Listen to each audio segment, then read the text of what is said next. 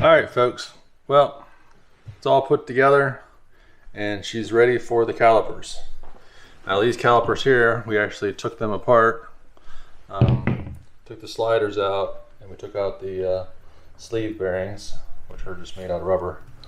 Took the sliders out and cleaned everything, removed the brake pads, taped up all the bleeder, taped up the hose connections, and we cleaned them with a little bit of denatured alcohol, or you can use wax and grease remover, or even carefully use lacquer thinner. You just don't want to get it on any of your seals. And then we took them and put about 5 coats of spray paint on them and reassembled everything. We used some nice caliper bearing grease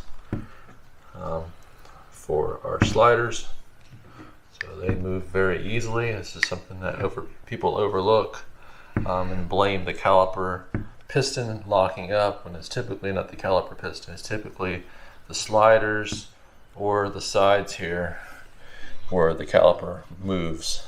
As you're braking, the caliper has to move in and out slightly to center the brake pads with the pressure it puts on the rear piston. If you have 2 piston or 4 piston or 6 piston brakes, it's the same concept, except for typically they don't have sliders on those, and the pistons just are centering off of using the differential pressure of the fluid side to side, with the bypass either internally or externally plumbed. So, but we got them all put back together now. They're all ready to go. Be careful not to get any grease or anything on the mating surfaces. What you want to need to do is get yourself some denatured alcohol, or get yourself some lacquer thinner, and clean off your brake surfaces on both sides. So go over that, pull off all the grease and manufacturing stuff. I'm going to do that on both sides. Easy way to do it on here is just on the bottom, give her a spin. Make sure you flip your material over. All cleaned up. Okay.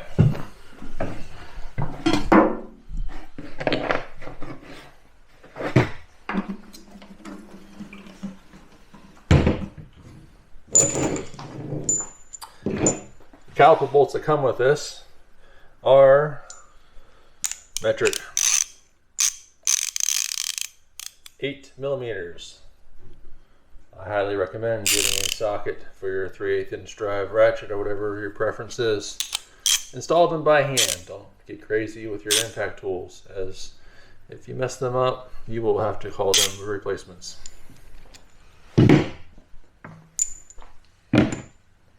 Alright, here's another common mistake. Okay, guys are putting their caliper on, they're excited, may have had a few to drink already. Okay, the steering arm is the bottom. Okay, whether it's the front or rear, or whether it's an OEM steering arm or it's a church boy's arm, it's always on the bottom. Okay, where should your bleeder be for your brakes? The bleeder needs to be on the top. So if you look at the back side here, steering arm's on the bottom, bleeder's on the top. If you grab the wrong caliper, it will still bolt on, and you'll still be able to make your hose connection, and you'll still be able to hook it up to your car. But when you go to bleed your brakes, all you're going to get out of here is fluid. You're not going to get the air that's trapped out at the top, and you're never going to get your brakes bled good enough to be able to drive safely. So bleeder needs to be on the top. Lets the air out. Think of it that way. It bleeds the air.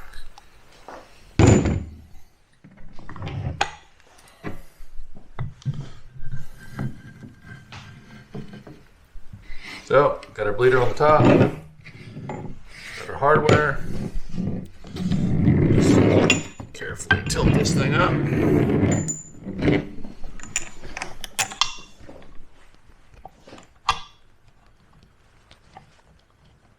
Iron up, get it started by hand.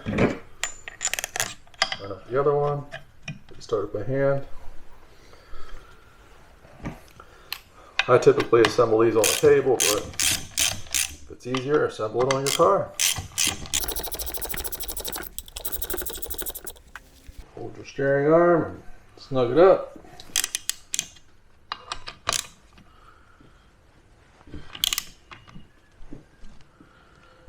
Get it nice and tight.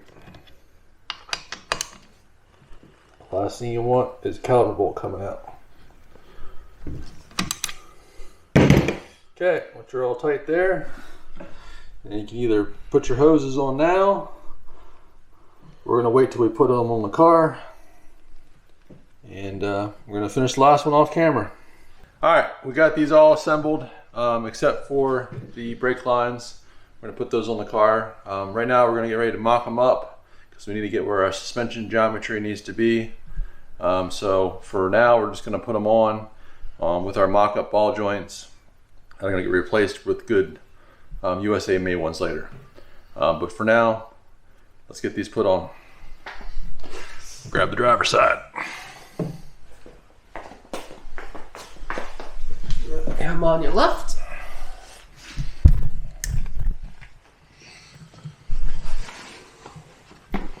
Set the bottom one on first. Whenever you're putting on ball joints to your car permanently, a smart idea is make sure your cotter pin hole, down here you can kind of see it, make sure it's facing front to rear, or another way to look at it is it's parallel to your Controller. It's parallel to your steering arm. Make sure your cotter pin hole is parallel to your steering arm. That'll make it much easier to put it in and take it out and bend it, make it look nice or whatever. If you don't pay attention to what you're doing, and I've been there and done that a million times, and it's sitting at an angle going this way, or worse, it's going straight in, then you're gonna have to try to put your cotter pin in this way and try to bend it as you're going in, and it's just a little easier just to take a couple seconds, take a breather, and look at where they're at and get them lined up. Here's an example right here. So this one here is just sitting at an angle. So if we were doing this permanently, we straighten this out and get it so it's going side to side. A little easier to put it in and out. Bottom one down. So bottom one's the easiest one to do first. Yeah, you can always support this control arm too with a jack stand or a block of wood.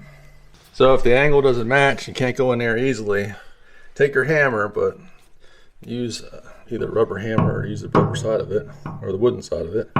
Just get the angle where you need it. And then try it again. Alright, so we got a jack stand put underneath it. Since these ball joints are cheap Chinese junk and for mock-up only. Boot fell off again. Doesn't surprise me. Okay, so get it close. And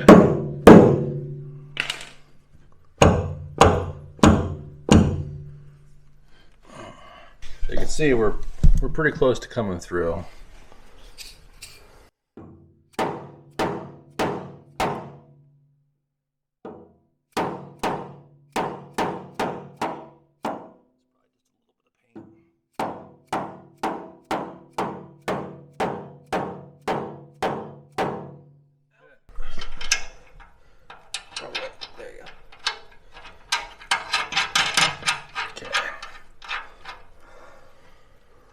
Alright, so we're just going to snug this hardware down just a little bit.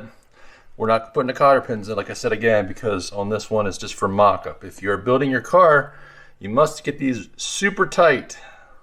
Both of them. They are tapered seats, they must be super tight, and you must put the cotter pins in.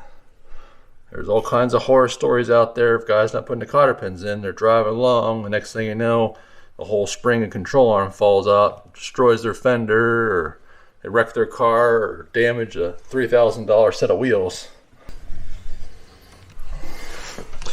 It's like both of these nuts are 3/4 of an inch, which makes it nice. And these factory style Nova ball joints are notorious for being wear items. Mostly because the cars were designed around old technology they used to build the car. That technology was also based upon using bias ply tires that do not grab the road. They just kind of slip slide across the road and wear out. But we have a nice set of Moog made in USA ones to put on this car for this build for now, and then later on we'll probably upgrade the suspension. If you're building it, and then now is a good time to attach your brake line. We'll show you that in a second. All right, here's the brake lines that come in the kit. Okay, banjo style brake line on the caliper side, and flare knot style on the body side. There's retaining clips for where the J lines hook up to. So this side here, take this over the car and I'll show you how it goes on.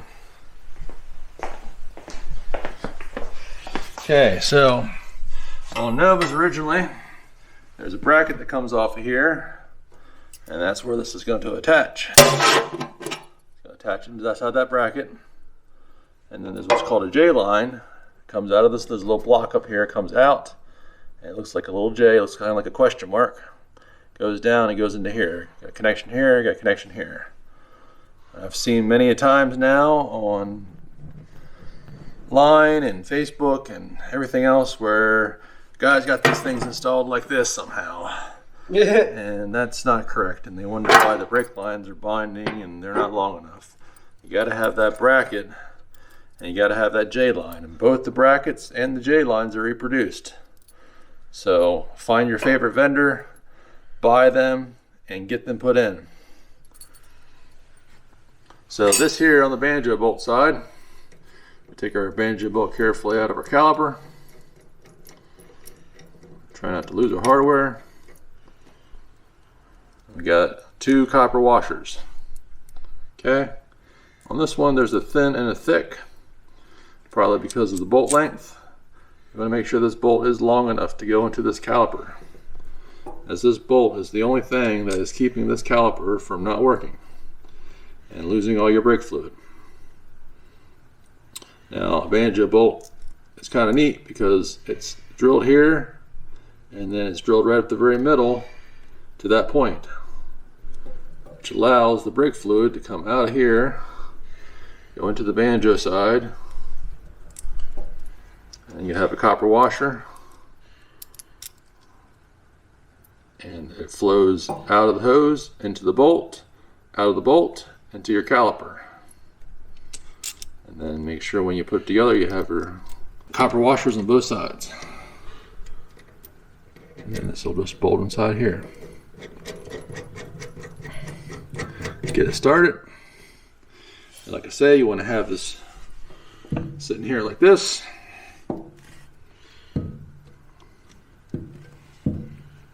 See how the caliper moves on the sliders, which is good.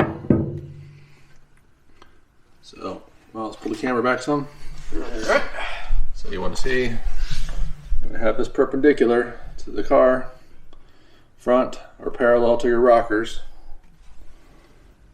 And then you're going to have your J-line bracket on here. And you're going to make sure that this is going to be out of the way of your wheel and is not going to get caught on your suspension anywhere as it turns left or right, whatever direction it's going to go. You don't want to rub it on the frame. You definitely don't want to rub it on the wheel. You obviously don't want it pinching up here. This is a DIY kit, and as with any DIY kit, user assumes all responsibility. Read your paperwork. Keep yourself safe. Well, that's the Right Stuff detailing kit. Tune in for more videos. We're going to get as technical as we can within the time that we have. Thumbs up and subscribe. Thank you.